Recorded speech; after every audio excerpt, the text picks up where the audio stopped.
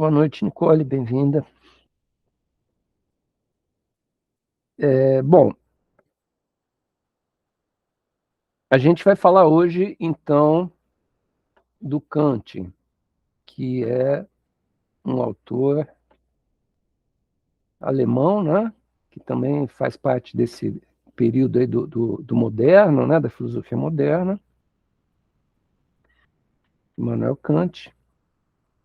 E aí o modernismo, né? A filosofia moderna, eu venho explicando para vocês assim que já é uma filosofia que envolve uma ordem bastante grande de complexidade, né? A gente viu que ela tem pelo menos três grandes ramos, assim, né? Que é o ramo do empirismo, mais desenvolvido na Inglaterra, o do racionalismo, mais desenvolvido na França, né? E do espiritualismo, mais característico da Alemanha, né? O Kant, ele já vai representar uma nova fase do pensamento alemão. Por quê? Porque ele convive com essa onda do espiritualismo, né? Que é muito religioso, né? Então ele mesmo é protestante, muito seguidor assim da religião, tudo, né? Mas ele acha, né, principalmente por causa do desenvolvimento que a filosofia acabou enveredando em alguns autores, né? Ele acha que precisa ter um, um divisor de águas aí, né? Do que seriam problemas da filosofia e do que seriam problemas da própria religião, talvez, de outras áreas do conhecimento, né? E aí, nesse sentido, quer dizer, ele vai ser um ponto alto daquilo que a gente veio discutindo em toda a filosofia moderna, né? No sentido de que é uma filosofia que coloca o ser humano, o sujeito no centro da sua construção de pensamento, né? Então, tem um deslocamento em relação ao que era a filosofia antiga, onde o sujeito tinha um papel secundário em relação a Deus, em relação ao mundo das ideias, né? Uma série de outras perspectivas de coisas que não eram o ser humano não estava no centro, né?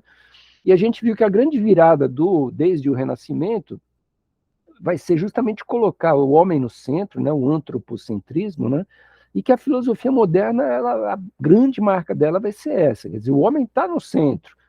Se é filosofia empírica, o homem é o centro das experiências empíricas, das experiências que ele vivencia no mundo, né?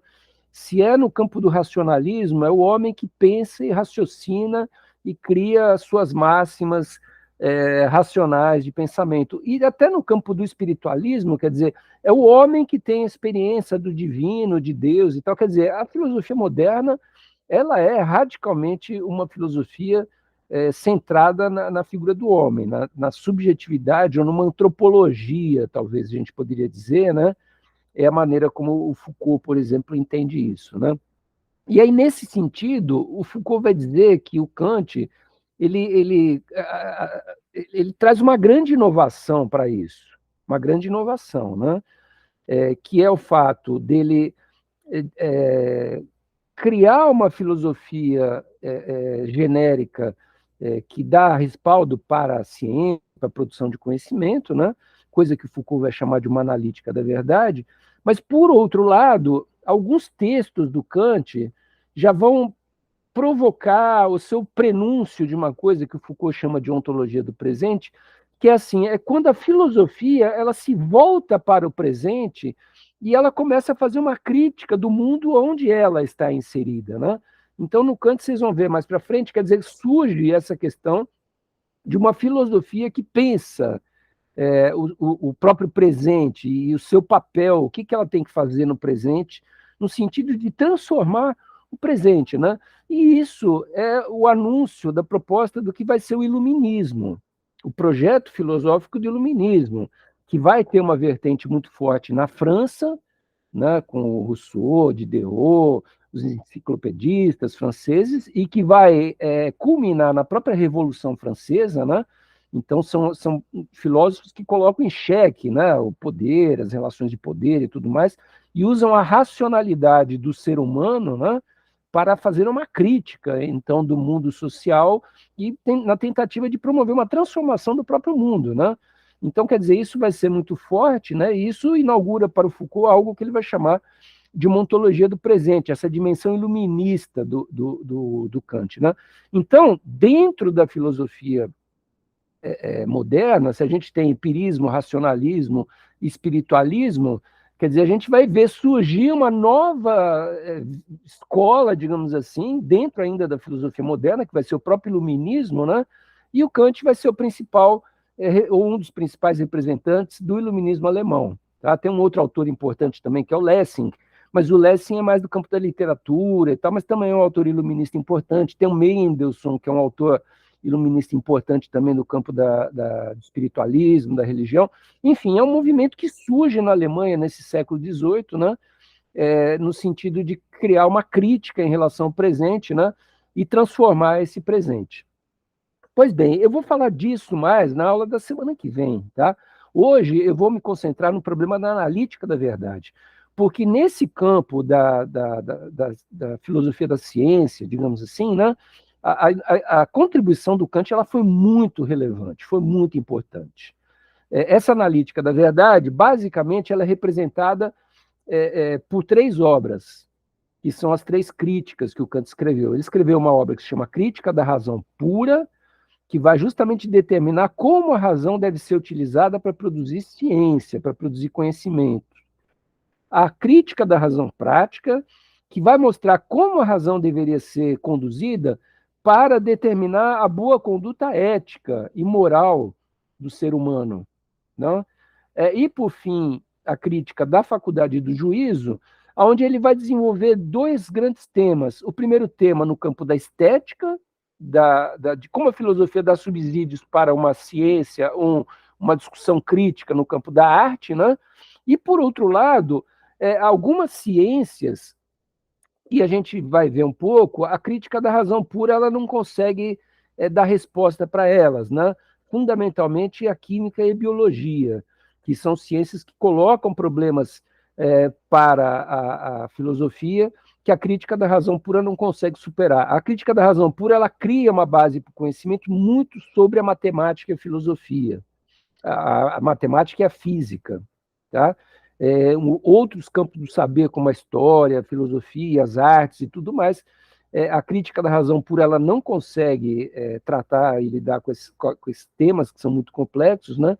E aí ele vai criar, então, a crítica da faculdade do juízo, que vai dar justamente uma abertura para esse novo tipo de contribuição.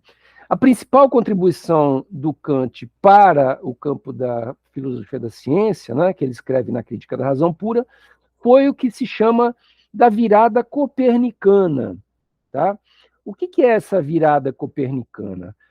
Como a gente já viu, a preocupação fundamental da filosofia moderna era basear a sua produção de conhecimento no sujeito humano. Tá?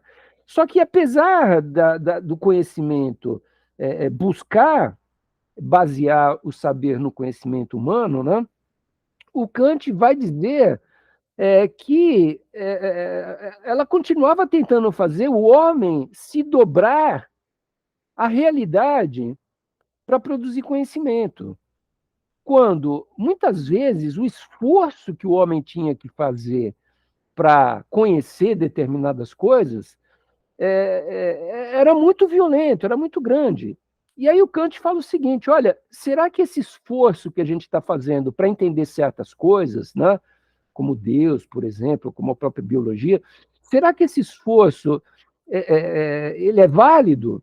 Será que justamente a gente não está tentando colocar a razão num lugar onde a razão humana não consegue produzir conhecimento? E aí não adianta você colocar razão para produzir conhecimento de alguma coisa que a razão não consegue criar. Então, a razão humana ela não é capaz de explicar o surgimento da Terra e de Deus. Né? E aí ele vai propor justamente essa virada copernicana. O que é a virada copernicana? Em vez da razão ficar se matando para tentar produzir conhecimento a respeito daquilo que ela não consegue, ela se limitar a um espaço a um território, a um domínio, aonde ela é capaz de produzir conhecimento. E tudo que esteja para lá desse território, ela vai parar de pensar naquilo. Ela vai parar de pensar naquilo. Por quê? Porque ela não consegue resolver. Ela não consegue, por meio dos instrumentos que a razão humana é dotada, a gente não consegue dizer se Deus existe ou não, como é que ele surgiu e de onde que veio o mundo, né? Então, a razão não consegue explicar isso. Se ela não consegue explicar isso, o que a razão deveria fazer, segundo Kant, né? Se contentar com aquilo que a razão é capaz de conhecer, né? E o que ela é capaz de conhecer, por intermédio da física, da matemática, por exemplo, já é muita coisa. Já é muita coisa o que a razão seria capaz de conhecer, né? Ela consegue explicar a órbita dos planetas, consegue explicar a gravidade, consegue explicar um monte de coisas super interessantes, né? Então o Kant vai dizer, olha, a filosofia da ciência deveria restringir a razão a isso. Ela não deveria ficar buscando produzir conhecimento de algo que a gente não é capaz de fazer. Então isso é o que o Kant vai chamar da virada copernicana, né? Por que virada copernicana? Porque o Copérnico foi o cara que, quando tentavam explicar a movimentação dos planetas no sistema solar, né, na época do Copérnico, se tentava pensar isso como se a Terra fosse o centro do universo. Então, o Sol girava em torno da Terra e os planetas também giravam em torno da Terra. Só que aí o movimento dos planetas ficava uma coisa muito maluca de entender a partir da Terra. O que o Copérnico fez? Ele criou a teoria do heliocentrismo, ou seja, que quem está no centro do sistema solar é o Sol, não é a Terra. E quando ele colocou o Sol no centro do sistema, aí a movimentação dos planetas fez sentido, né? Quer dizer, não fazia sentido a partir do ponto de vista da Terra, mas do ponto de vista do Sol, a órbita dos planetas era extremamente irregular. Então a virada copernicana foi, no campo da cosmologia, da astronomia, deixar de colocar o centro na Terra e passar o centro do movimento celeste para o Sol, né? E, no âmbito kantiano, foi exatamente o contrário, que é de restringir o conhecimento àquilo que é dado ao homem conhecer, né? Que vai ser o objetivo, o tema de todo o trabalho que ele vai realizar na crítica da razão pura. Tá? Como que ele vai realizar esse trabalho? Né? Até onde, então, que o conhecimento vai poder avançar? Né? O Kant ele vai tentar fazer uma síntese entre aqueles dois movimentos anteriores lá que a gente viu, o empirismo e o racionalismo. O que ele vai dizer? Não, tanto o empirismo quanto o racionalismo partem do sujeito. Então, isso já é uma coisa boa. Porém, o que acontece? Existem problemas, tanto no empirismo quanto no racionalismo, né? Quais são os problemas do empirismo? Os problemas do empirismo são aqueles que a gente viu um pouco no David Hume, quer dizer, o conhecimento empírico, ele está sempre à expectativa do que vai acontecer, ele não consegue garantir regularidades. Alguém pode dizer que só existem papagaios verdes, azuis e amarelos, né? E isso é um conhecimento empírico. A gente vai no mundo, olha a cor dos papagaios, volta e escreve, só tem papagaio de 3 cores. Mas o que acontece com esse conhecimento? Ele está sujeito, amanhã, descobrirem uma ararinha, não sei de que cor lá, cor-de-rosa, que bota o conhecimento todo abaixo. Então, o conhecimento empírico, ele não tem como garantir universalidade. Ele não tem como garantir aquilo que o David Hume chamava de causalidade. Ou seja, de que toda vez que a gente põe a mão no fogo, o fogo vai queimar a mão. O conhecimento empírico não tem como garantir isso. Porque pode ser que alguém coloque a mão no fogo e não queime. Né? E quando isso acontecer, o conhecimento empírico vai ter que tentar explicar o que aconteceu. Ou seja, a explicação empírica ela é sempre depois. Ela não consegue ter universalidade e prever as coisas antes. Tá? Então, isso é uma grande deficiência do conhecimento empírico. Né? Vou dar mais um exemplo para ver se fica mais claro. Conhecimento empírico. Quantos anos o homem pode viver? O homem, a gente vai no mundo e olha lá e tal, poxa, tem uma senhorinha lá de 120 anos. É a pessoa mais velha do mundo. Então, a gente conclui empiricamente que a pessoa pode sobreviver 120 anos. Mas o que acontece? Passa um ano e a senhorinha, graças a Deus, não morre e passa para 121. E daqui a 2 anos ela vai ter 122. Ou seja, é um conhecimento que corre atrás dos eventos. corre atrás dos acontecimentos, né? E justamente por isso ele tem essa fragilidade de não ser um conhecimento absoluto, tá? Esse é o problema, então, do empirismo. Pois bem, qual que é o problema agora do racionalismo? O racionalismo é o contrário. Ele produz conhecimentos universais, então um círculo é sempre um círculo, né?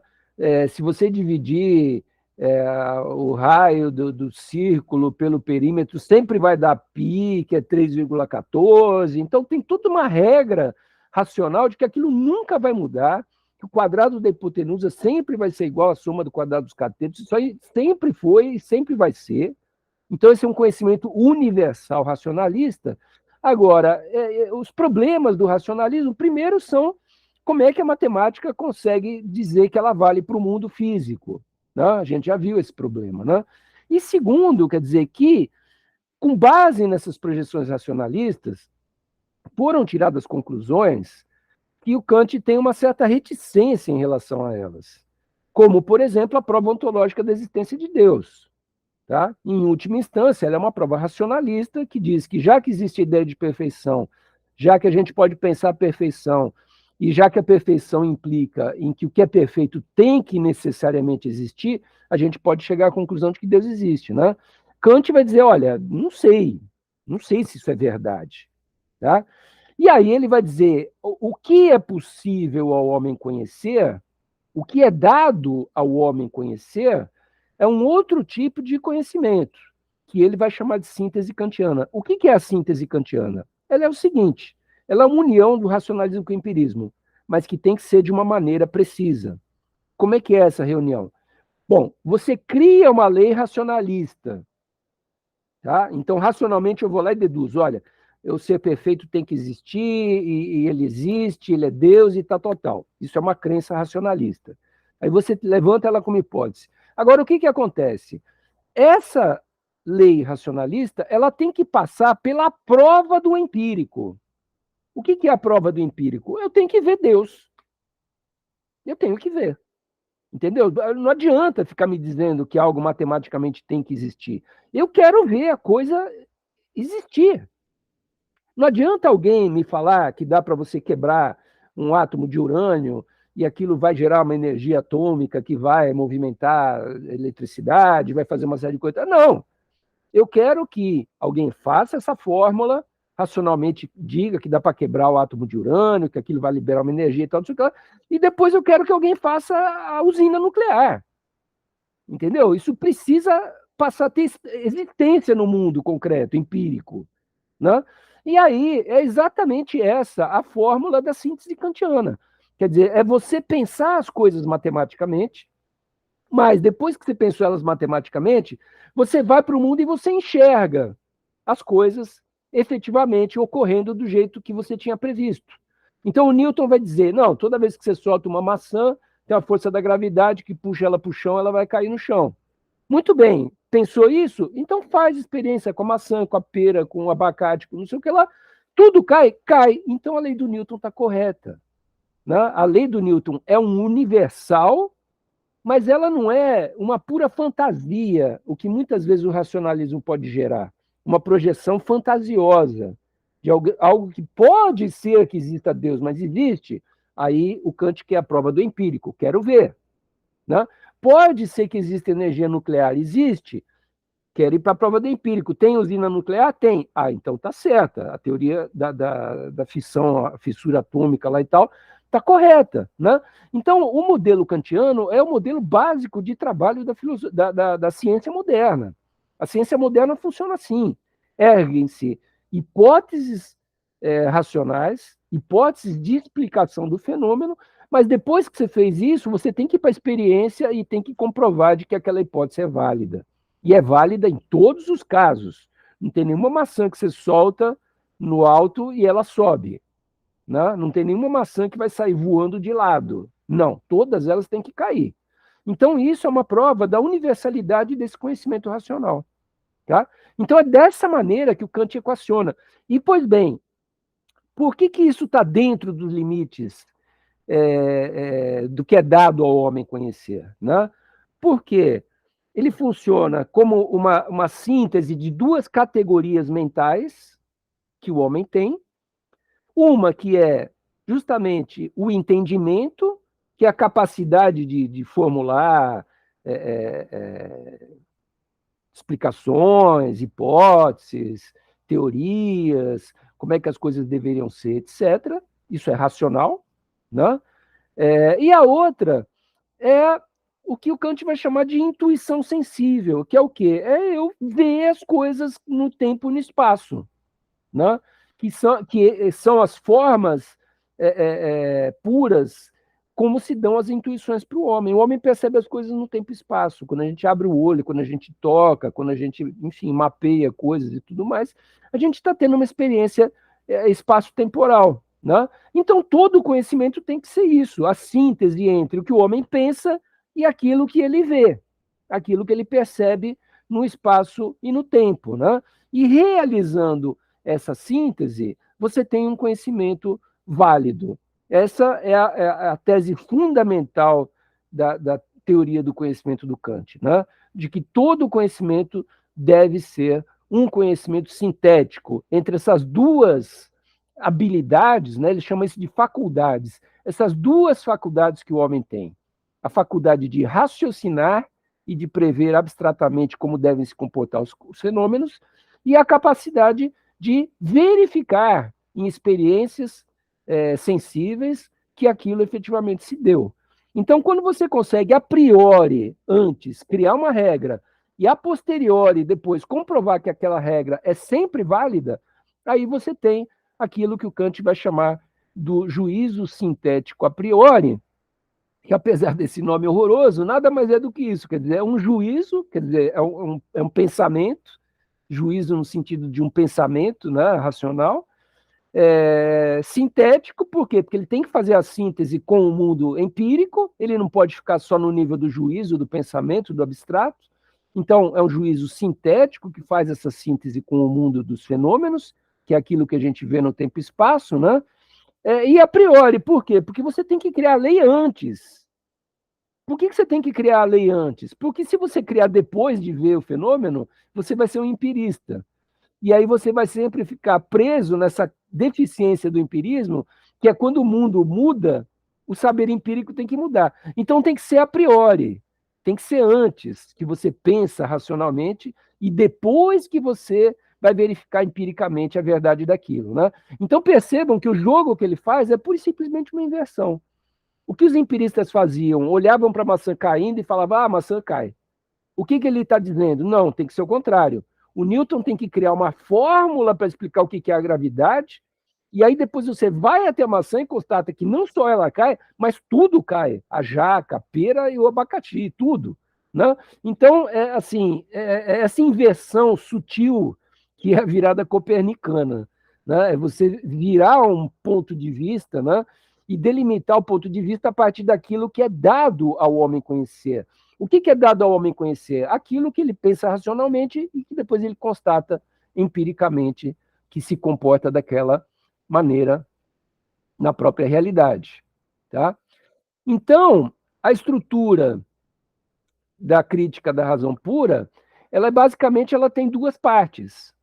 Ela tem uma parte que ele chama de estética, que é logo o começo da crítica da razão pura, onde ele vai explicar justamente o que é intuição, o que é fenômeno, o que é experiência. Basicamente, isso é o quê? É aquilo que, para um homem, a gente é capaz de perceber sensivelmente como tempo e espaço, experiências do tempo e espaço. Então, a minha experiência estética, o que é? Abrir o olho e olhar, que na minha frente tem um vazio, tem um computador, tem um livro. Isso é minha experiência estética. É a maneira como eu consigo ter acesso ao mundo sensível. Né? Agora, percebam que tem coisas, né, que não são espaço-temporais. Por exemplo, se Deus existe, ele não está no espaço nem no tempo. Então, o que o Kant vai dizer? Então, não vamos ficar discutindo teoricamente, do ponto de vista da ciência, a existência de Deus. Isso está para lá da nossa capacidade de entendimento, porque está para lá do tempo e do espaço. Imagina, se Deus surgiu antes do espaço, antes do cosmos, como que Deus está no espaço? Não está. Então a gente não vai entender um ser que esteja fora do espaço, um ser que esteja fora do tempo, né? A gente entende as coisas que estão no tempo e espaço. Então Kant ele restringe o âmbito do conhecimento àquilo que é dado ao homem conhecer. No campo da percepção, o que é dado ao homem conhecer é o que está no tempo e no espaço. Por isso a gente vai ter que fazer essa prova empírica depois que a gente abstrai algum conhecimento. E no campo da lógica, do pensamento, ele vai dizer, olha, o homem pensa, o homem é capaz de criar explicações para o mundo, para as coisas, né? E como ele pensa? Ele pensa, o Kant vai deduzir, a partir de 4 categorias, que é quantidade, qualidade, relação e modalidade.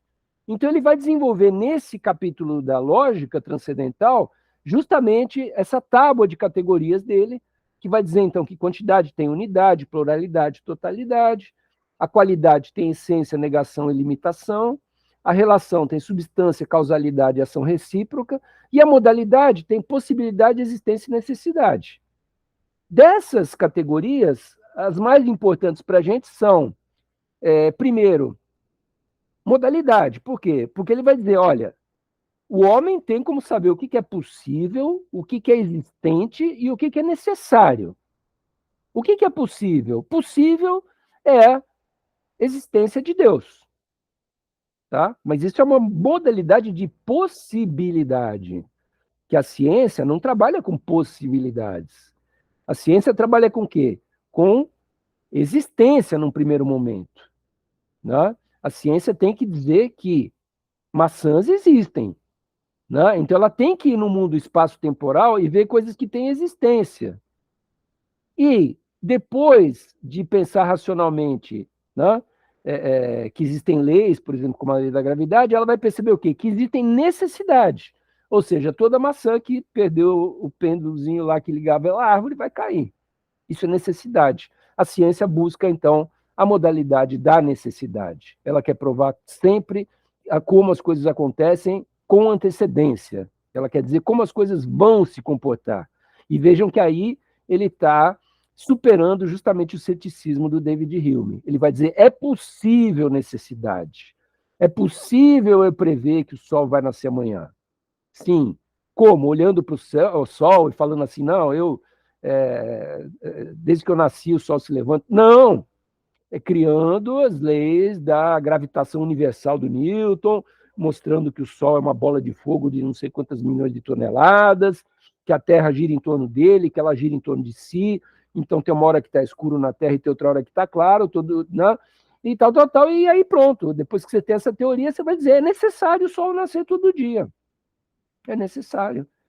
Ah, mas no Brasil nasce 6 horas da manhã, na Finlândia nasce às 2. Pois é, porque o globo terrestre tem uma curvatura que inclina para cá, inclina para lá, no verão vai para um lado, no inverno vai para o outro, enfim, você cria toda a explicação das coisas e depois que você criou, aí as coisas vão se comportar com necessidade. Então a ciência ela busca a produção de conhecimento com necessidade. Tá? E a outra categoria importante para a gente, né, é justamente a relação. Por quê? Porque é dentro da relação que existe o que ele chama de substância, ou seja, o homem é capaz de perceber a matéria, o mundo físico, a gente é capaz de ver as coisas que estão no espaço. Né? A causalidade, ou seja, a gente é capaz de prever que quando uma bola bate na outra, uma vai mover a outra, a bola de bilhar vai bater na outra e vai mover a outra. Por quê? Porque existe causalidade, existe transferência de força e tudo mais. E o Newton, né, essa altura do campeonato, está desenvolvendo a física, quer dizer, esses conhecimentos todos estão crescendo muito, estão aparecendo, né? Então ele vai justamente bater contra o David Hume, dizendo, não, a física é capaz de explicar o mundo. E existe também a ação recíproca. O que é ação recíproca, né? É aquela ação, você colocou uma pedra do lado do fogo, a pedra vai esquentar. O sol está batendo na pedra, a pedra vai esquentar. Quer dizer, uma ação de uma na outra, da outra no um. Quer dizer, então, a pedra que está quente, se você puser uma panela em cima, ela também vai esquentar. Quer dizer, então, é toda uma possibilidade de construção de ciência, né? Quantidade e qualidade são categorias mais óbvias, né? A quantidade é saber se é uma coisa só, se tem várias coisas, ou se é uma coisa total universo, né? E a qualidade é se a coisa está presente, ela é essência, se ela não está, ela é negação, e se ela está presente com limites, ela é limitação, né? Então, essas categorias são mais fáceis, né? Mas as categorias, basicamente, são o que dá as condições de possibilidade da produção dos juízos sintéticos a priori, que é aquilo que eu disse para vocês agora há pouco, que é o objetivo básico a ser alcançado por uma ciência que se restringe aos limites daquilo que é dado ao homem conhecer. Tá? As condições do conhecimento são, então, condições prévias da objetividade. O David Hume falava, a gente não pode ver causalidade porque a gente não enxerga a causalidade. O que o Kant vai dizer? Causalidade está na cabeça do homem. A gente pensa com causalidade. Então, o que o Kant está dizendo? Eu nem sei se causalidade existe, mas quando eu penso que eu ponho uma panela no fogo e a água ferve, eu estou pensando com causalidade. Então, quem é a garantia de que a causalidade existe? É o pensamento humano. São as categorias com as quais a gente pensa. Né? Vocês estão percebendo a inversão que ele faz. Né? Ele vai dizer assim, olha, para lá do tempo e do espaço podem existir coisas. E eu não sei. Para cá do tempo e espaço, onde eu percebo um mouse e uma caneta, eu sei que tem coisas. Agora, essa coisa é uma caneta em si? O que o Kant vai dizer? Eu não sei. Eu só sei que, para mim, ela parece uma caneta. Então, olha o grau de subjetividade desse pensamento kantiano. Ele vai dizer, não, o espaço é uma coisa que eu percebo espaço. Aí vão perguntar para o Kant, existe o espaço no mundo? Ele fala, eu não sei. O espaço é algo que pode existir ou pode não existir. Está para lá dos meus limites de conhecimento. O que eu sei é que até onde eu conheço por intermédio do tempo e do espaço. Agora, se o espaço realmente existe fora da percepção, aí eu não sei dizer. Então ele cerca o homem dentro de uma bolha, né? E dentro dessa bolha ele fala, o que entra aqui dentro eu percebo como tempo e espaço, e o que entra nessa bolha eu sou capaz de explicar por meio de causalidade, de ação recíproca, existência, possibilidade. Eu sou capaz de organizar essas categorias e viver o que ele vai chamar de experiências. Né? Então a gente costuma dizer que a filosofia do Kant é o auge de um idealismo subjetivo. E como o projeto da filosofia moderna era a subjetividade, a construção do conhecimento com base na subjetividade, o Kant é o ponto máximo dessa filosofia. Né? Basicamente é isso, que dá para a gente tirar essa conclusão. Quer dizer, o Kant é o ponto máximo da filosofia moderna. Tanto é que é tido até hoje como um dos principais filósofos, né? Por causa dessa importância da obra dele. Tá? Pois bem,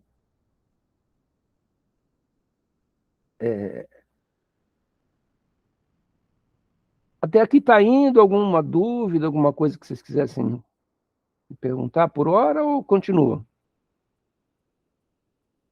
Tudo bem? Beleza, pessoal. Valeu, Luiz. O senhor pode voltar naquela parte lá das 3 críticas, o que fala cada uma? Das categorias? Acho que é isso.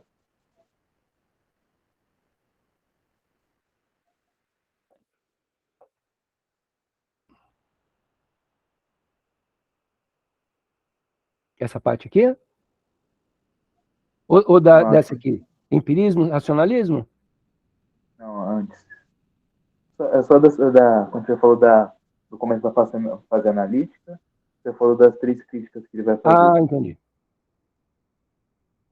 Tá. O que a gente está vendo até agora, né, é o que o Foucault chama de analítica da verdade, que é uma parte da obra do Kant, que justamente são 3 críticas. Crítica da razão pura, que trata do conhecimento, essa parte que eu apresentei para vocês agora há pouco é a crítica da razão pura. A estética transcendental, a lógica transcendental, juízos sintéticos a priori, como é que você constrói conhecimento, você tem que ficar dentro do que é dado ao homem conhecer, não adianta querer dar o passo maior do que a perna, né? Isso tudo que eu falei é a crítica da razão pura que está dentro da analítica da verdade. Tá? A crítica da razão prática, aí já é um outro tipo de uso da razão. o Kant vai dizer. Nesse outro uso da razão, aí não vai precisar ter mais essa coisa de juízo sintético a priori, né? Depois a gente vai ver isso, como é que acontece. Tá? E, por fim, a crítica da faculdade de juízo, que também vai tentar resolver o problema da arte, né? E o problema da biologia e da química. Era isso, Luiz? Era isso, professor. Mas Tá. agora surgiu outra dúvida. Pode falar. Você poderia repetir o que seria o juízo sintético a priori? Você pode Posso, falar? posso. Antes de repetir, eu só queria falar mais uma coisa que eu não falei, que é importante, que é assim, essa é a maneira como Foucault divide a obra do Kant, tá? Analítica da verdade e ontologia do presente, que a gente vai ver mais para frente como é que é, provavelmente semana que vem. Agora, em geral, se divide também a obra do Kant na fase pré-crítica e na fase crítica, né? Pré-crítica foi antes dele escrever as três críticas, e crítica é depois que ele escreveu, tá? Então é uma outra divisão que é possível. Pois bem, conforme eu estava falando para vocês, quer dizer, a grande insight, o grande, né, novidade do Kant é justamente superar os limites do racionalismo e do empirismo. Como é que ele faz isso? Por meio do juízo sintético a priori. O que é um juízo sintético a priori? Por exemplo, a lei da gravitação universal do Newton, tá? Que diz que a massa vezes a aceleração é o quadrado da distância, não sei o que lá, não sei o que lá. Isso é um juízo sintético a priori. Por que é um juízo sintético a priori? Porque ele é uma abstração matemática, então ela acontece antes das experiências empíricas, você desenvolve as abstrações matemáticas antes de checar empiricamente, por quê? Para fugir das armadilhas do empirismo. Tá? Então você tem que criar um conhecimento universal. O conhecimento universal tem que ser matemático, abstrato. Então tem que ser a priori. Agora, por que é sintético? Porque mesmo sendo a priori, você tem que ir para o mundo e tem que provar que aquilo acontece. Não só tem que provar que acontece, como tem que provar que acontece sempre. Tá? Por isso vai ser um juízo sintético. Sintético do quê? Do pensamento racional com a experiência constatada empiricamente. Tá? Então, o juízo sintético a priori é exatamente isso. É um juízo, é um pensamento que pode ser qualquer lei matemática aí que vocês pensem, né? Que quando você vai para o mundo, você olha a órbita de Marte em torno do Sol e fala, pô, é isso aí que a lei de Newton dizia. Entendeu? A lei de Newton, o que ela é? Ela é um juízo sintético a priori. Se a gente for olhar a movimentação dos planetas, a gente vai falar, pô, funciona. Né? Tem a coisa dos focos lá, da parábola lá que ele descreve e tal, não sei o quê. Não, essa lei funciona. Essa lei funciona. A lei da relatividade do Einstein funciona.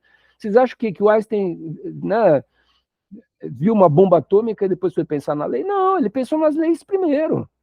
Ele falou, olha, é possível fazer uma explosão a partir da fissura de átomos de urânio, né? E depois que ele pensou isso matematicamente, fez as fórmulas, provou como é que tinha que ser, não sei o que lá, aí que foram fazer bomba atômica e usina nuclear, né? A ciência moderna, ela é toda baseada em juízos sintéticos a priori. As pessoas pensam, olha, como é que vai ser uma viagem para a Lua? Não, precisamos disso, precisamos daquilo, precisamos de um foguete assim, precisa de um foguete assado, precisa de não sei o que lá, não sei o que lá, não sei o que lá. E aí depois o que eles fazem? Eles fazem o foguete. E dá certo. Né? Quer dizer, então o pensamento, ele é a priori, ele é antes da realização. Né? Essa ideia de você pensar matematicamente antes e depois você realizar isso no mundo, quer dizer, ela é muito poderosa, né? Tanto é que ela é a base exatamente da construção do iluminismo e de toda a teoria da ciência moderna, né? Então, aqui, nesse outro slide, que fala da estrutura, né, da crítica da razão pura, né, eu estou mostrando como que ele desenvolveu isso, né? Quer dizer, a estética, o que, que é? Ela é o lado onde a gente consegue ver o empírico, ver os fenômenos, ver o que existe no espaço e no tempo, tá? Construir a usina nuclear e ver ela produzindo energia. Tá? Isso aí é do campo da estética, é aquilo que está na realidade, no tempo e no espaço. Né? E a lógica, o que, que é? É uma série de conceitos abstratos matemáticos com base nos quais eu vou construir uma causalidade, né? Por exemplo, qual que é a causalidade? Não, quando eu rompo um átomo de urânio, ele libera uma energia violenta e brutal. É uma causalidade. Rompeu o átomo de urânio é a causa. A consequência qual que é? Liberar um monte de energia. Tá? E aí, isso inicialmente é uma possibilidade prevista matematicamente, e de repente você vai para o campo da existência e comprova que aquilo é possível. Tá? Então imagina quantas teorias também não dão com o burro na água, não dão nada. Ah, desenvolver agora um novo tipo de vacina que, em vez de portar o vírus, vai portar a parcela do DNA e tal, não sei o que lá. Pode ser que dê certo. Testaram isso com a Covid e parece que deu certo, mas podia ser que não desse certo. Né? Então você tem uma ideia primeiro, vamos fazer um tipo de vacina diferente e tal, não sei o que lá, depois você vai e faz. Né? E a partir do momento que ela virou concreta, virou uma experiência real, a partir de então é que tem validade. Né? Vejam que o nosso conhecimento científico é todo assim. A gente fala, cria uma vacina que consegue proteger contra a Covid. Aí você vacina a população inteira. O que acontece? 90% da população protege, 10% morre. Então, existe inclusive esse tipo de aproximação da ciência, né? Que é tudo com base em estatística, 99%, 97%. Ela sempre busca o conhecimento absoluto, mas também se contenta com um conhecimento de percentual, de estatístico de existência. Né? Então percebam que esse modelo da estrutura transcendental kantiana é exatamente o modelo de funcionamento do pensamento moderno, né? Científico, iluminista. Né? Esse iluminismo é um movimento que está muito ligado com o desenvolvimento da ciência, da racionalidade. Né? Então, tudo isso vai fazer parte da questão do Kant. Agora, o que acontece? O Kant, quando ele sugere que todo conhecimento, então, tem que ser desse jeito, ao mesmo tempo, ele vai dizer assim, olha, se não for desse jeito, vai dar ruim. Né? Se não agir desse jeito, vai dar ruim. E por que vai dar ruim se a gente não agir dessa maneira sintética? Porque você tem, por um lado, a parte da intuição, onde a gente percebe as coisas e vê as coisas no tempo e no espaço, e tem a parte da razão, que a gente cria as leis e tenta explicar as coisas, tá? Então, é sempre esses dois lados, é o lado da realidade com o lado das explicações teóricas, e eles têm que casar, eles têm que fazer uma síntese. Pois bem, o que o Kant vai dizer? Olha, se não acontecer isso, o que pode acontecer? Você pode ter uma intuição de alguma coisa, tá? Mas só pelo fato de você ter uma intuição de alguma coisa, ou seja, de você ver alguma coisa, se você não tiver o lado racional, a intuição em si é vazia. Imagina, a pessoa olha para um eclipse. Eu estou vendo o eclipse, eu estou vendo que a Lua está começando a se encobrir por uma sombra. Mas se eu não tiver um conceito que explica o que é o eclipse, por que ele acontece, essa intuição é vazia. Né? Qualquer coisa que a gente não sabe explicar, para a gente vê, então ela é real. Agora, a gente não sabe explicar. Por quê? Porque a gente não conhece. Né? De repente, cai um muro da casa da gente. Eu vejo isso. Pô, o muro caiu. Agora, eu sei dizer por que caiu? Não. Então, isso é uma intuição, porque eu vi caindo, mas é vazia, porque eu não sei explicar por que caiu. Então, toda intuição ela tem a força de realidade, né, de ser alguma coisa que eu consigo ver com meus olhos, mas que se eu não souber explicar, ela é vazia, também não adianta nada eu ver a coisa. Vocês lembram daquele avião que bateu na Torre Gêmeas lá? O avião veio e pá, bateu na Torre Gêmeas. As pessoas viram o avião batendo, pegando fogo e tal, mas alguém podia se perguntar, poxa, por que bateu? O que aconteceu para um avião bater lá? Né?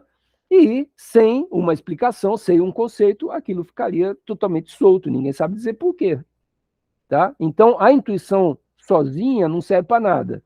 Por outro lado, o conceito sem a síntese, ele vai dizer que também não serve para nada. Né? Quer dizer, o conceito, ele, sem ter um conteúdo, ele é vazio. Né? A intuição é cega e o conceito é vazio. Por que ele é vazio? Porque eu posso criar um conceito. Não, o círculo existe, o círculo é perfeito. Logo, existem coisas perfeitas. Então tem que existir um ser perfeito. Logo, tem que existir Deus, que é o ser perfeito, existente.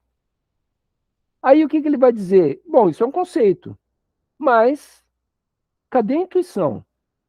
Cadê o Deus para eu poder ver? Né? Olhar Deus e perceber Deus. Se eu não consigo ver, aí também o conceito ele é vazio, ele não tem um preenchimento, né? Ele é uma possibilidade. Agora, é fácil a gente perceber por meio da nossa intuição qual que é a diferença de um possível e qual que é a diferença entre o real. O Kant dava o seguinte exemplo: 10 moedas de dinheiro lá, né? Ele fala 10 thalers, que era a moeda dele, da época dele lá. 10 thalers.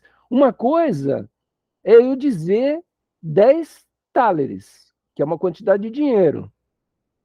Essa quantidade de dinheiro é um possível. Agora, outra coisa é eu dizer, eu estou com 10 moedas no meu bolso. Aí é real. Então, só por intermédio da prova da intuição, o homem é capaz de distinguir o que é possível e o que é real. Eu poderia ter 10 moedas, mas eu não tenho, então é só possível, é pensamento vazio. Agora, se eu penso em 10 moedas e as moedas estão no meu bolso, aí é uma síntese. Aí tem o pensamento e tem o dinheiro no bolso, então é real. Né? Então o Kant diz que a realidade ela é sempre sintética. Né? O pensamento em si ele é vazio e a intuição sozinha ela é cega. Quer dizer, então você tem que ter a síntese. Sem a síntese você não consegue ter um conhecimento objetivo. Por isso, o conhecimento objetivo para Kant, ele é restrito aos juízos sintéticos a priori. Ele é restrito aos juízos sintéticos a priori.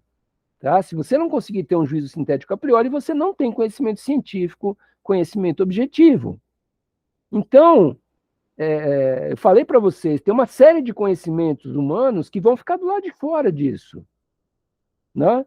Por exemplo, Deus ou o regime político, social, essas coisas não tem como a priori dizer qual que é o regime político perfeito, se Deus é perfeito, ele existe, não tem como fazer isso, né? Então, o que acontece? Ele vai dizer, então, isso não pode ter conhecimento teórico, não pode ser objeto da filosofia teórica. Porém, o que vai acontecer? Ele vai dizer justamente nas outras duas críticas que esses pensamentos vazios podem ter uma finalidade prática. Aí é diferente. Eu não estou falando mais em conhecimento. Eu estou falando de finalidade prática. Que tipo de finalidade prática? Poxa, as pessoas acreditam em Deus, logo elas agem de uma maneira mais comportada, mais correta. Então isso tem uma finalidade prática, clara. Né? Acreditar em Deus conduz a nossa conduta ética para um lugar melhor. Porque a gente tem medo de ir para o inferno, porque tem medo de uma série de coisas. Então, isso que é um uso da razão prática. Aí, no uso da razão prática, a gente não vai precisar de ver Deus para dizer que ele tem que estar ali. Não, ele tem que estar ali enquanto crença religiosa para quê? Para dirigir praticamente o comportamento das pessoas segundo um ordenamento ético mais justo. Né? Mas aí é um uso prático da razão, é outro tipo de uso. A mesma coisa acontece com a arte. A arte, não tem como você criar uma lei da arte. Não, a lei da arte é essa. Se você fizer uma obra de arte assim, as pessoas vão adorar. Não, né? As pessoas ficam treinando, os artistas tentam um caminho, tentam outro, até descobrir o que está sensibilizando o público, o que eles estão gostando, o que não estão. Né? Então não tem conhecimento objetivo para a arte, mas pode existir um parâmetro, pode existir coisas que mostram o que é uma boa obra de arte. E aí ele vai desenvolver isso por intermédio da faculdade do juízo. Tá? Então são outras áreas do saber que ele vai desenvolver nas outras duas críticas. Agora, na crítica da razão pura, ele está desenvolvendo só a base do conhecimento objetivo. Pois bem, qual que é o grande inimigo dele nesse sentido, né? O grande inimigo dele nesse sentido vai ser muito mais a racionalidade do que o empirismo. Porque o empirismo, pelo menos, ele está sempre preso nos fatos e acontecimentos, né? Se ele diz que não consegue explicar nada, é um problema dele, mas o empirismo não é perigoso para o Kant. Mas a racionalidade é. Por quê? Porque ela chega a conclusões a partir de desenvolvimentos lógicos racionais. E isso convence as pessoas. Se eu falo, olha, existe um ser perfeito, ser perfeito é Deus, isso convence as pessoas. Tanto convence que o Kant vai dizer, olha, isso não deveria ser objeto da ciência, por quê? Porque não tem experiência para a gente comprovar. Né? Mas o que o Kant resolve fazer? Ele resolve dizer que todo pensamento racional ele acaba necessariamente desembocando num paradoxo, naquilo que o Kant chamou das antinomias. E aí eu já estou falando da terceira parte da crítica da razão pura, aonde ele cria um capítulo sobre a dialética, que é onde ele vai trabalhar as antinomias da razão. O que são antinomias da razão? São quando você pega a razão pura, sem olhar para o mundo, e fala assim, razão, responda para mim a seguinte questão.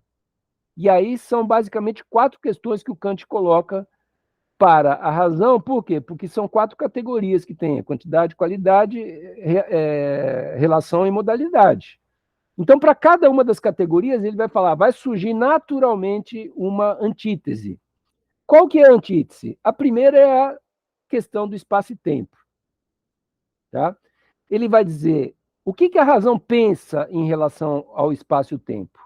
A primeira coisa que ela pensa é o seguinte, bom, o espaço é finito, o universo tem um fim, ele acaba em algum lugar. Ou o universo é infinito e ele não acaba em lugar nenhum. Quando você chegar no final dele, vai ter que ter alguma coisa depois. Porque se não tivesse nada depois, o que ia ter depois do fim? Ia ter o nada? O nada é alguma coisa? Né? Então, olha que complicação que a razão tem que resolver, se o espaço é finito e infinito. E o que o Kant faz? Ele reúne uma série de argumentos a favor da tese de que o espaço é finito e reúne uma série de argumentos a favor da tese de que ele é infinito. E ele joga a tese e a antítese no texto dele e fala assim, é impossível o homem dizer qual delas que está certa. Se o espaço é finito ou se o espaço é infinito. Não tem como mostrar. Por quê? Porque tanto a tese da finitude quanto a tese da infinitude, elas têm uma lógica racional. Né? Então, o espaço pode ser finito? Pode. O espaço pode ser infinito? Pode. E qual que é a realidade do espaço? Ele é finito ou infinito? Ele fala, não dá para saber. Né? A gente só saberia se a gente tivesse como vivenciar a experiência da totalidade do espaço cósmico, coisa que não consegue até hoje. Vira e mexe, cria um novo telescópio que enxerga mais longe e vê mais coisa mais distante ainda. Né? Então, olha só aonde que o Kant está chegando. Né? Ele está chegando na demonstração de que se você deixar a razão pura produzir conhecimento matemático abstrato, ela vai chegar a paradoxos. Ela vai chegar a coisas que ela não consegue resolver. Se o espaço é finito e infinito, não dá para resolver. Se o tempo começou algum dia, ou se ele é infinito, tanto para o futuro quanto para o passado, também não dá para saber. Ele vai criar uma tese que diz que sim, que o tempo começou, que teve um início lá, um ponto zero, lá um Big Bang, qualquer coisa assim, e que né, de lá para cá já se passou uma infinidade de tempo. E vai ter uma outra tese que diz, não dá para passar uma infinidade de tempo, então não pode ter tido um começo. Então o tempo tem que ser infinito, né? Ou seja, ele vai desenvolver 4 antinomias, cada uma num campo de uma das categorias dele, né? Essa primeira é a da quantidade. A da qualidade, ele vai discutir se as coisas são substâncias simples ou se são infinitamente divisíveis. Ou seja, se você sai dividindo uma matéria, ela vai chegar num átomo, numa coisa indivisível e simples, que lá no fundo não tem mais nada disso, ou você vai poder continuar dividindo, né? A razão aceita as duas teses, tanto de que chega no átomo, quanto que nunca chega no final. E percebam que a física está até hoje apanhando com essa história, porque toda hora se descobrem o nêutron, e né, para dentro do nêutron o quanta, e para dentro do não sei o que lá, né? Eles vão cada vez mais chegando num lugar mais para frente e não se sabe se algum dia vai parar esse negócio, né? Porque a cada dia se descobre mais uma dimensão aí da matéria, da energia e tal. Olha que maluquice. A razão em si ela não é capaz de resolver isso. Nem os microscópios eletrônicos modernos. Você imagina a razão do século XVIII resolver um negócio desse, né? Não dava. Então a razão cai em paradoxos. A terceira antinomia é muito importante. Se só existem causas eficientes, o que é causa eficiente? É uma causa assim, uma bola bate na outra, a outra anda. Tá?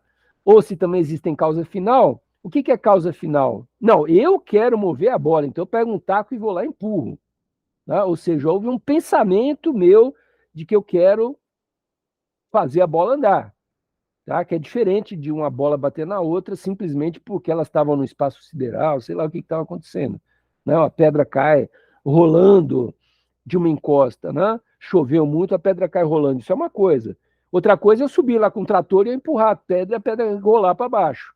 Tá? Então, a causa eficiente é essa causa mecânica, natural. A pedra caiu. A causa final é uma assim, não, eu fui lá e empurrei. Né? Então, a discussão do Kant é a seguinte: se na natureza existem também causas finais, tá? E aí existem teses que vão dizer que não tem e teses que vão dizer que tem também e não chega. E a última antinomia, né, é da existência de Deus, justamente, né? Que ele vai dizer que existem teses que tentam comprovar a existência de Deus e existem teses que vão dizer que Deus não existe. E que também a gente chega numa antinomia, numa dialética, dentro da qual a gente não consegue resolver o que está acontecendo. Pessoal, como é que estamos aí? Estamos indo? Tranquilo? Alguma dúvida?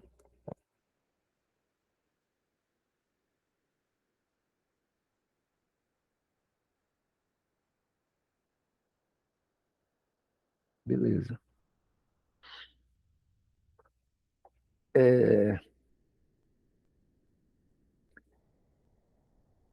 O professor Kaique, ele me perguntou agora há pouco se eu poderia continuar um pouquinho mais, porque ele não vai poder, infelizmente, dar aula para vocês hoje. E aí, eu, por mim, a gente dá mais uma seguidinha. Tudo bem para vocês? Vocês estão muito cansados? Tudo bem, Matheus? Newton, ok. Beleza. Falou, Luiz. Obrigado.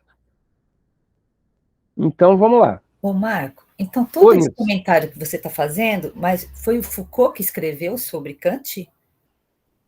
Não. Não. A parte que eu falei do Foucault para vocês, É lá no ela foi começo. mais no começo, é de Isso. como que a obra do Kant é dividida.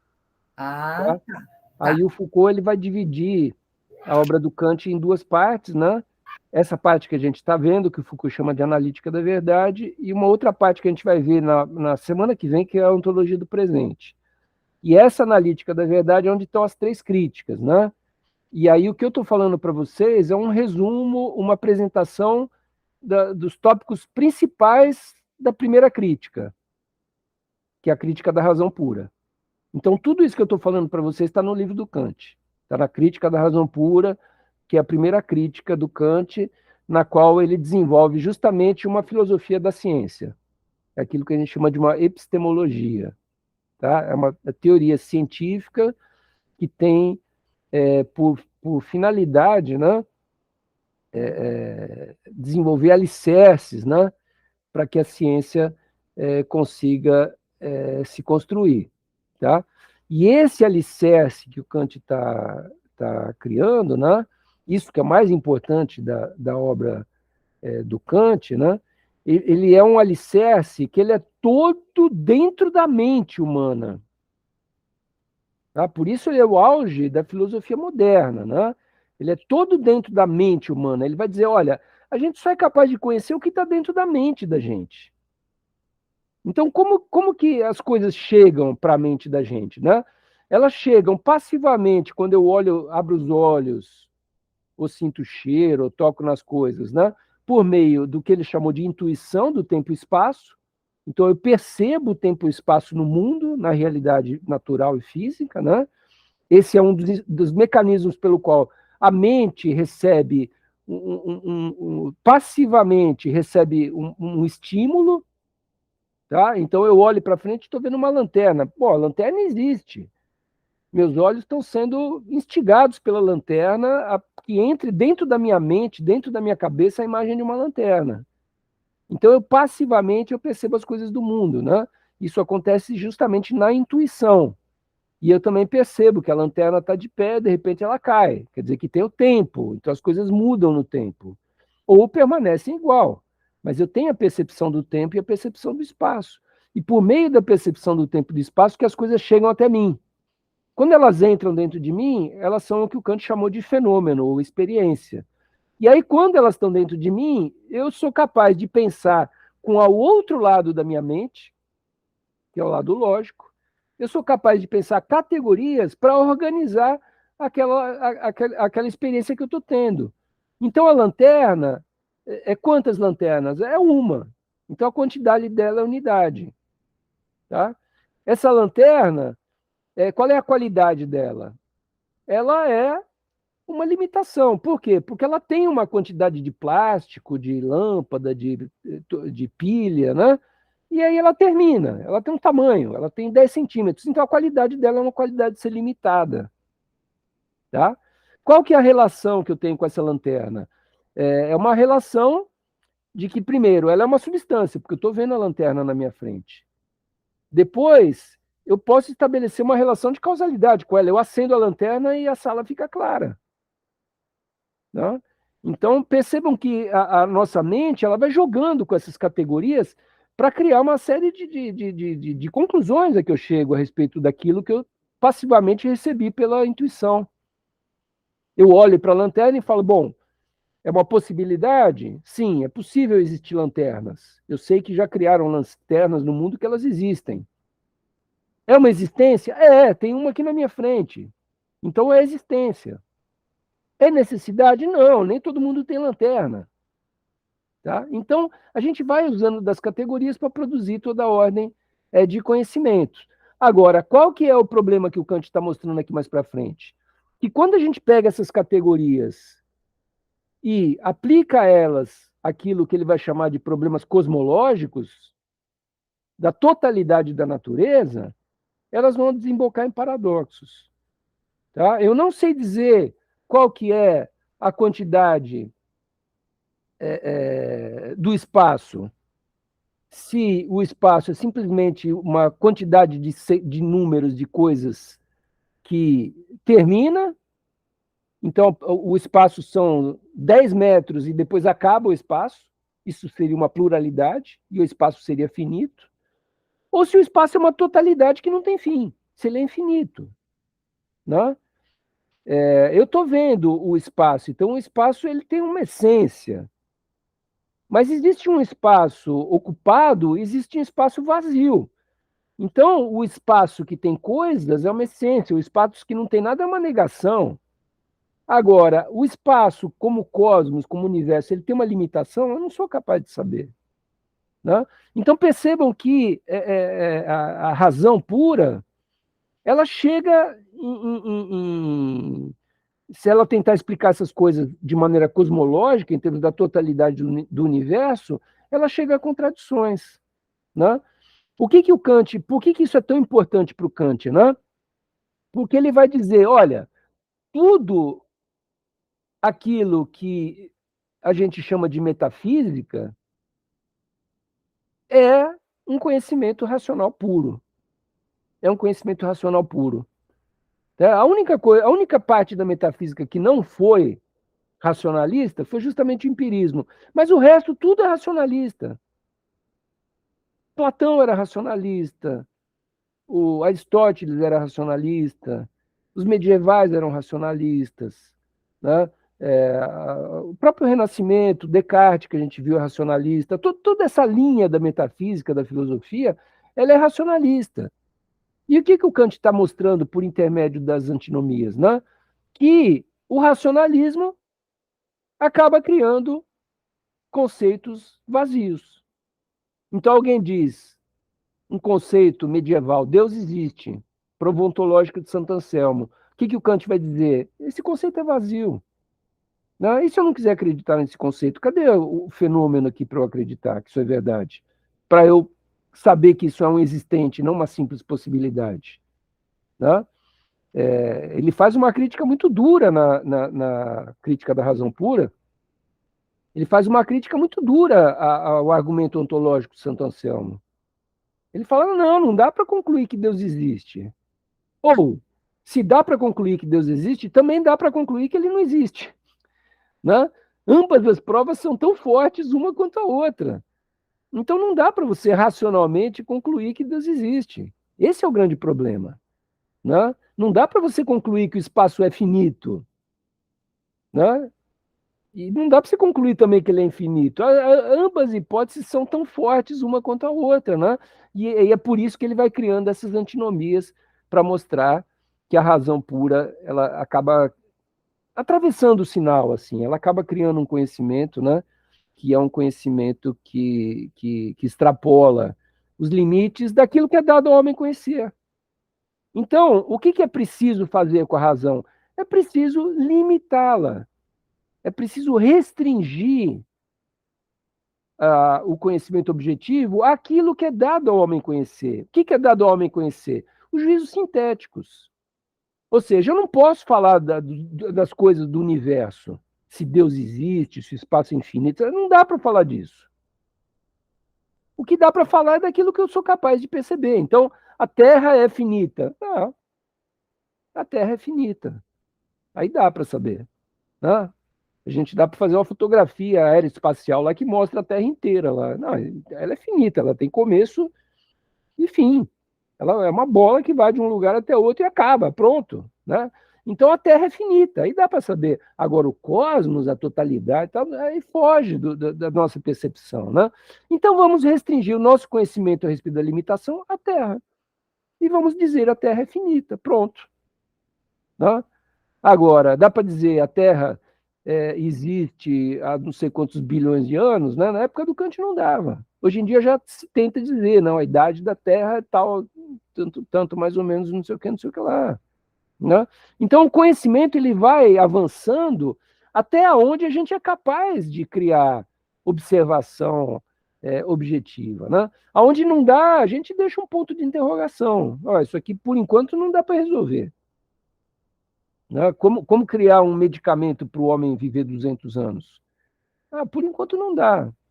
Né? Mas a ciência está buscando, quer dizer. Então, aí torna-se um processo da ciência de busca desse conhecimento, mas que é um conhecimento que se sabe sempre limitado. Ele sabe que ele nunca vai conseguir explicar a totalidade das coisas e tal, não sei o que lá. Tá? Mas aí, o que acontece? Justamente ele usa, então, essa figura da dialética, dessas contradições, né?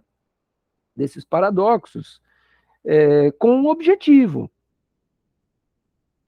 Qual que é o objetivo dele? O objetivo dele é desqualificar a metafísica.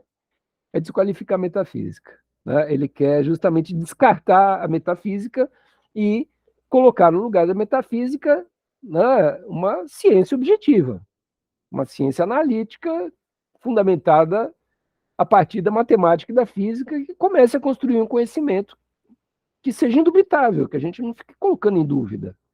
Né? A cada avanço que a ciência faz, a gente aprende mais coisas. Né?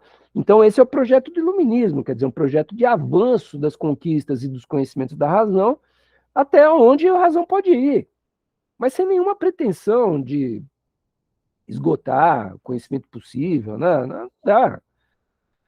Talvez a ciência consiga prolongar a vida do homem até 200 anos de vida, mas talvez não consiga também. Tem limite para as coisas. Né? Nem tudo é possível, nem tudo dá para descobrir, né? Então, é essa questão, né, da movimentação da ciência dentro de um limite muito determinado, que é característico exatamente do pensamento do Kant. Tá? Então, para ele, a dialética vai ter uma finalidade, né? Quer dizer, ele vai sempre construir do mesmo jeito esse capítulo da dialética, né? Pegando esses temas cosmológicos e criando uma tese que é uma tese dogmática, né? Então, qual que é a tese dogmática? Não, o mundo é infinito, o espaço é infinito. Tá? Quem que eram os dogmáticos? Os dogmáticos eram Descartes, eram a filosofia religiosa, né? Então, eles diziam, o mundo ele é infinito, né? Acreditavam em Deus, na criação eterna, né? Então, o mundo é infinito, é a tese dos dogmáticos. E a antítese é o empirista. O que é empirista? O que David Hume vai dizer? Eu não sei nem se tem sol amanhã. Imagina que eu vou dizer que o mundo é infinito. Né? Então, para o empirista, o mundo é finito. Até agora a gente sabe que a Terra é finita, daqui a pouco a gente sabe que o sistema solar é finito, daqui a pouco a gente sabe que a galáxia é finita, e daqui a pouco a gente sabe que 50 galáxias são finitas. Né? Quer dizer, só vai aumentando a quantidade de conhecimento empírico que a gente tem da finitude. Né? Agora, o infinito é alguma coisa que nunca é empírico, né? Alguma coisa que sempre é matemática, abstração, né? Então, esse tipo de paradoxo que ele vai trabalhando, né? E, voltando a dizer para vocês que o Kant acha sempre a tese dogmática mais perigosa do que a antítese empirista, né? Porque a antítese empirista é o São Tomé, é ver para crer. Tá? Agora, do ponto de vista abstrato das leis que elas são capazes de levantar para sustentar as suas teses, né? Ambas são irrefutáveis. Não tem como se refutar o racionalismo nem o empirismo. Não dá para refutar nenhum dos dois. Agora é maluco, né? Porque cada um está dizendo uma coisa que é o avesso do que diz a outra, né? Mas a verdade é essa, quer dizer, o Kant vai dizer, tá além dos limites da mente humana, a gente poder determinar taxativamente quem que está certo, se são os dogmáticos ou se são os empiristas, né? São ambos irrefutáveis. Agora, o problema é sempre o mesmo, quer dizer, trata-se de um conhecimento que não tem síntese. Quando a gente chegar numa síntese, aí essas falsas visões das coisas são desmascaradas. Como a síntese é do campo da constatação empírica, né? Quer dizer, a tendência das antinomias é sempre serem resolvidas sinteticamente do lado da empiria. Né? Então, a antítese sempre vai acabar se saindo vitoriosa, né? Agora, o Kant faz isso quando interessa. Quando não interessa, ele não faz isso. Então, na quantidade, na qualidade e na relação, ele vai fazer. Mas na modalidade, quando ele vai discutir Deus, aí ele já não vai fazer isso. Aí ele vai ficar do lado dos dogmáticos. Tá? Então, só que aí ele vai ter que justificar por que ele vai ficar do lado dos dogmáticos. Ele vai falar, não, é porque isso é um uso da razão prática. Então, acreditar em Deus faz bem para o mundo, faz bem para o homem, faz bem para a sociedade, né? Então, é uma dimensão prática que ele vai destacar, né? Esse papel da dialética no pensamento do Kant é muito importante, né? Tanto é que ele diz numa carta que ele escreveu para um amigo, né, que foram as antinomias que despertaram ele de um sono dogmático, né? O Kant era racionalista também, naquela fase pré-crítica que eu falei para vocês, ele também era meio racionalista, né? Mas aí a descoberta das antinomias foi o que fez ele tender, então, para o lado do empirismo e para ele descartar o racionalismo puro. Tá? A gente viu que ele descartou também o empirismo puro, né? Mas sempre é mais tendente para o empirismo, e isso se revela no fato de que ele exige uma síntese, né, para que o conhecimento tenha a validade objetiva. Né? E essa síntese faz o quê? Né? Segundo as palavras do Kant, faz cessar, né, faz parar o escândalo da contradição que a razão tem consigo mesma. Quer dizer, a razão, dentro dela mesma, ela é contraditória. Por que ela é contraditória? Porque ela pensa que o tempo é finito, é infinito, pensa que o espaço é finito, infinito, pensa que Deus existe, que Deus não existe, né? Então, é isso que ele está chamando de contradição. E ele acha que é um escândalo essa contradição, principalmente no campo da ciência. Né? Não dá para você dizer assim, a vacina da Covid funciona e a vacina da Covid não funciona. No campo da ciência, a gente não quer isso. A gente quer uma ordem de certeza, que é uma ordem de certeza que só se obtém por meio dos juízos sintéticos a priori, tá? O máximo possível perto do 100%. É isso que a gente quer, né? Então, a solução, né, que o Kant encontrou para as antinomias é denunciar a ilusão das discussões dialéticas racionais, da razão pura, né, e a limitação da razão pura. Então, a crítica da razão pura, qual que é o objetivo dela? É limitar a razão pura. É mostrar para a gente que se você deixar a razão pura pensando solta, sem limites, ela cai em contradições. Portanto, é preciso colocar limites para o exercício do pensamento racional. Quais são os limites? São os limites da prova empírica, da síntese. Você tem que reduzir a razão àquilo que ela for capaz de sintetizar no espaço e no tempo. Então, com isso, você limpa um monte de coisas que estão para além daquilo que é possível conhecer. E aí você dá, então, a famosa virada copernicana. A virada copernicana nada mais é do que vamos restringir o campo de atuação da razão, da ciência. Para de criar pensamento científico sobre a existência de Deus. Não dá. Não adianta, não chega a lugar nenhum. Só vai chegar a teses antagônicas e que não desenrosca, não sai. Né? Para de pensar se o universo é finito e infinito, não vai descobrir isso. Não adianta, não tem como. Né? Pois bem, a limpeza que ele faz na filosofia com essa restrição, com esse estreitamento que ele propõe para a razão pura, é tão violento que ele acaba jogando para fora da ciência e da filosofia um monte de coisas que ele não queria jogar. Né? E aí, justamente, o papel da segunda crítica e da terceira vai ser buscar essas coisas que ele acha muito importantes e recuperá-las de alguma maneira para que possa existir uma filosofia também a respeito, por exemplo, de Deus e da moralidade, que são as preocupações da segunda crítica. Agora, mesmo recuperando isso na crítica da razão prática, ele vai falar, olha, isso aqui não é filosofia teórica, isso aqui não é ciência, isso aqui é razão prática. Isso aqui faz o homem viver melhor, faz o homem ser mais feliz, faz o homem ser mais bem comportado, ou seja, é um desenvolvimento de ordem ética. Tá? Agora, isso não é ciência. A ética não é ciência física, não é matemática, não é uma coisa exata. Né? A história humana, a evolução da história humana não é ciência física, não é matemática. Né?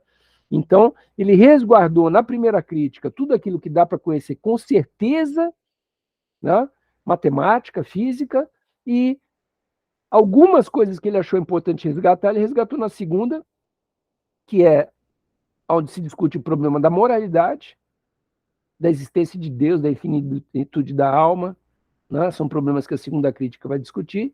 E, por fim, na terceira crítica, ele vai ter que discutir o problema da arte, que também não dá para ter matemática da arte, mas pode-se ter uma crítica de arte, e aí vejam que esse nome crítica de arte, então, já envolve um certo grau de indefinição, de imprecisão, de divergência. Ah, eu gostei desse filme. Aí tem um outro que fala, não, esse filme é uma porcaria, né?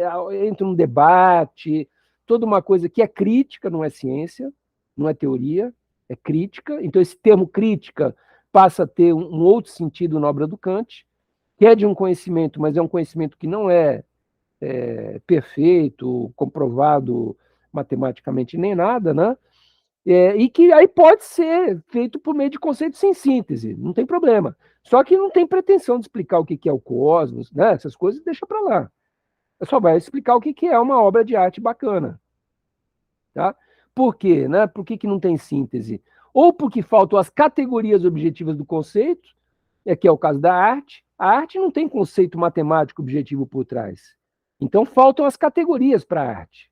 Né? No campo da estética, né? A gente cria críticas, cria ideias, né? Dizendo se a obra é bonita, se não é e tal, mas sem conceito. Tá? Sem conceito, então, é alguma coisa cega, num certo sentido, como é a própria intuição estética também. Mas a gente aceita esse grau de cegueira, por quê? Porque a gente quer fazer crítica de arte, quer debater se o filme é legal ou não, né?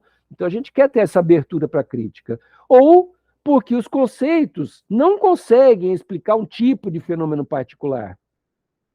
E aí, esse tipo de fenômeno particular que os conceitos não conseguem explicar são os organismos, a vida. A matemática não consegue explicar o que é a vida. Não consegue explicar por que a árvore, em certos momentos, cresce caule, em outros momentos cresce folha, em outros momentos cresce flor, né? Ainda mais no século XVIII, aí que não conseguia mesmo. Né? Mas tem uma passagem muito bonita da crítica da Faculdade de Juízo, né? Em que o Kant diz o seguinte: nunca vai nascer um Newton da biologia, da vida, da história. Essas coisas não são passíveis de conhecimento absoluto, de conhecimento matemático, de conhecimento exato. Tá?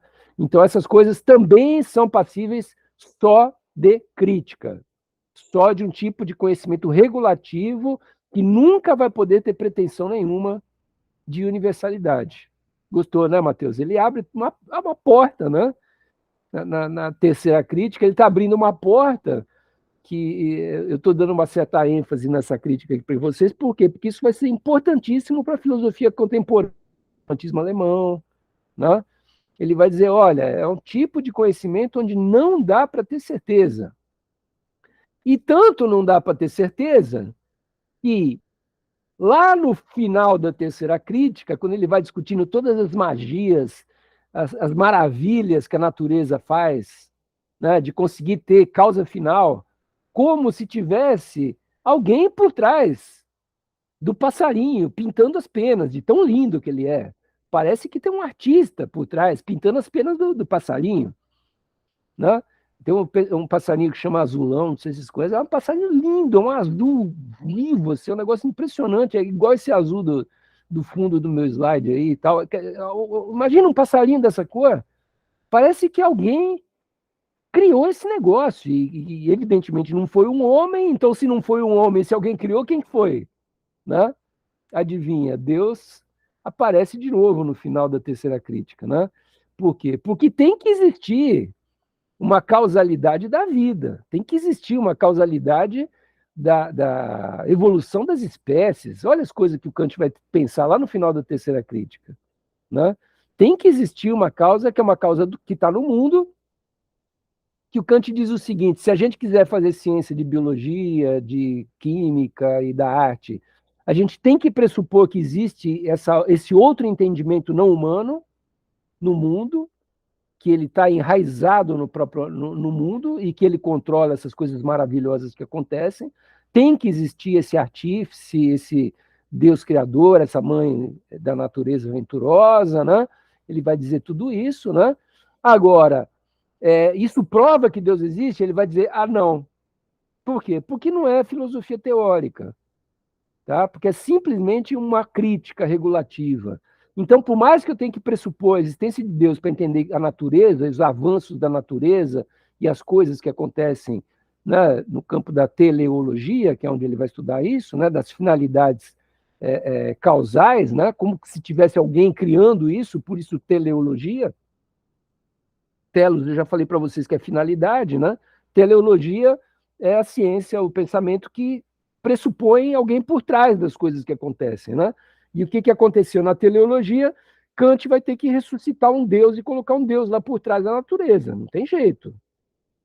Tá? No campo da estética não precisa ter Deus, porque quem garante as unanimidades e o desenvolvimento da estética é o próprio homem, é o artista, é o pintor, é a crítica de arte, né? Então aí tem uma sociedade que faz o papel do motor teleológico. Mas no campo da natureza não tem o homem. Então, se tem finalidade na natureza, vai ter que ter Deus de novo. E aí ele coloca Deus no final da terceira crítica de novo, né? Já tinha colocado na segunda, mais um uso prático, né? Da ordem da ética, da moralidade. Mas ele coloca de novo na terceira para justificar a biologia e a química, né? Que são coisas que a ciência da sua época não consegue explicar. Tá? E aí ele tem que colocar esse Deus. Agora ele fala, do mesmo jeito que eu coloco isso como um pressuposto, ele é um pressuposto heurístico, né? Heurística é um mecanismo de método, assim, é uma artimanha para fazer o conhecimento avançar. Mas é um conhecimento que, justamente porque usa essa muleta, essa artimanha, né, não pode ser um conhecimento com pretensão teórica, com pretensão de verdade teórica, né?